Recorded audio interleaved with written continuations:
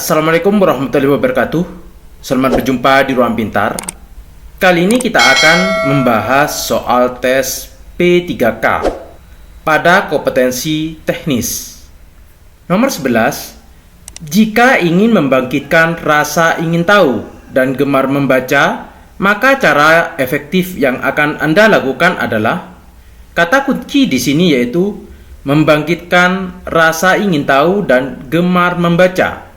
Kita periksa yang A, diajak ke perpus rutin dan membuat mading poster.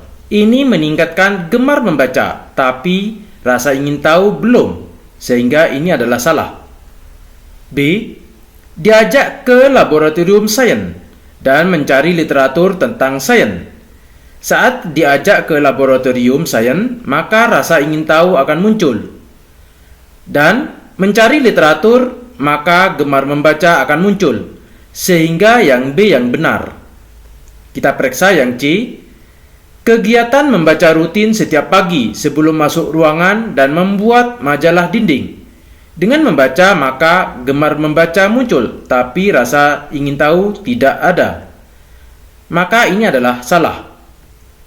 D, memajang hasil karya puisi siswa. Maka siswa akan membaca karya puisinya. Gemar membaca akan muncul, maka rasa ingin tahu tidak ada. Ini salah. E, lomba menulis naskah drama. Karena lomba menulis, maka gemar membaca muncul, rasa ingin tahu tidak muncul. Sehingga pernyataan yang benar adalah yang B. Nomor 12. Penilaian harus mampu menelusuri dan melacak kemajuan siswa sesuai dengan rencana pembelajaran yang telah ditetapkan. Ini prinsip penilaian sebagai A. Keeping track. Keeping track artinya melacak. Checking up artinya memeriksa. Finding out artinya mencari tahu. Summing up menyimpulkan. Fitting in menemukan. Maka yang benar di sini untuk menelusuri dan melacak yaitu keeping track. Nomor 13, penilaian harus mampu mengecek ketercapaian kemampuan peserta didik dalam proses pembelajaran. Ini adalah prinsip penilaian otentik sebagai, kita perhatikan arti dari A, B, C, D, E ini. Keeping track, melacak. Checking up, memeriksa. Feeding out, mencari tahu. Summing up, menyimpulkan. Feeding in, menemukan.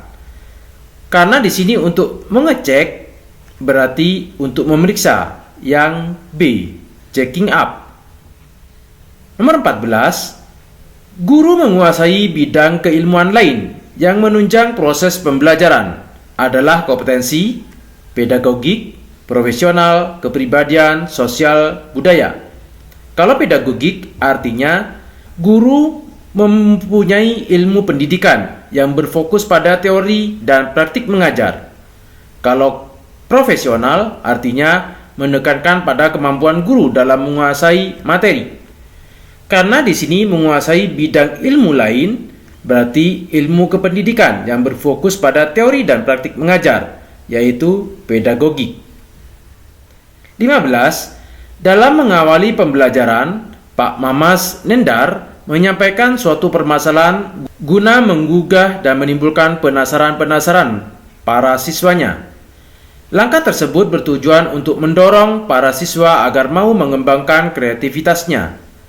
Langkah yang dilakukan Pak Mamas Nendar itu merupakan bagian dari model pembelajaran, karena di sini untuk menggugah dan menimbulkan penasaran, yaitu model pembelajaran penemuan discovery learning.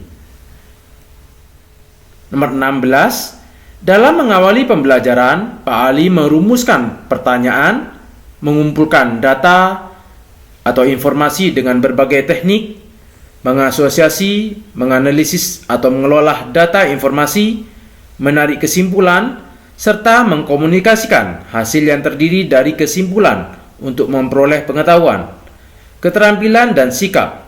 Langkah yang dilakukan Pak Ali itu merupakan bagian dari model pembelajaran. Kita perhatikan di sini, merumuskan pertanyaan, mengumpulkan data, mengasosiasi atau menganalisis atau mengolah data dan menarik kesimpulan, serta mengkomunikasikan. Ini adalah langkah-langkah pembelajaran saintifik. Nomor 17, manakah cara yang paling efektif dan bermakna dalam mengkomunikasikan hasil penilaian harian atau capaian sementara kepada siswa dan orang tua? Kata kunci di sini mengkomunikasikan kepada siswa dan orang tua. Kita periksa yang A, menggunakan angka-angka dan peringkat sementara siswa dalam kelas. Karena menggunakan angka-angka ini adalah salah. B, menggunakan angka-angka tanpa disertai peringkat juga salah. C, dalam bentuk kategori A sangat baik, B baik, C kurang, D kurang sekali. Kategori ini juga salah. D, dalam bentuk angka KKM yang dicapai pada mata pelajaran dan kelulusannya. Ini juga salah. E, dalam bentuk deskripsi tentang KKM yang sudah dicapai dan belum dicapai. Ini yang bisa mengkomunikasikan antara siswa dan orang tua, sehingga jawaban yang benar adalah E.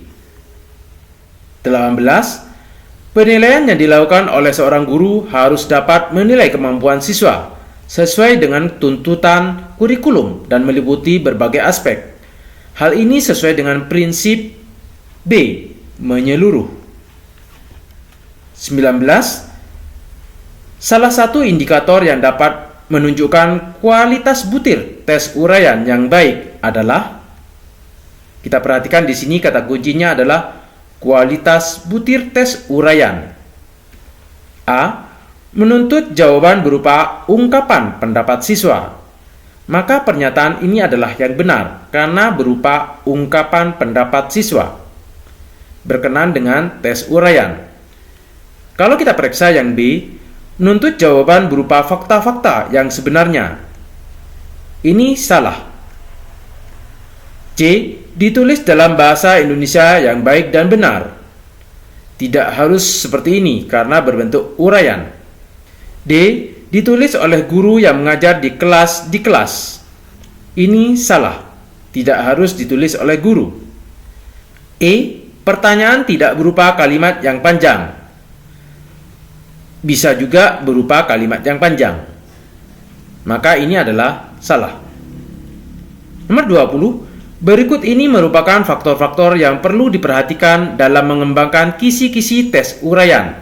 Kecuali A, menentukan alokasi waktu.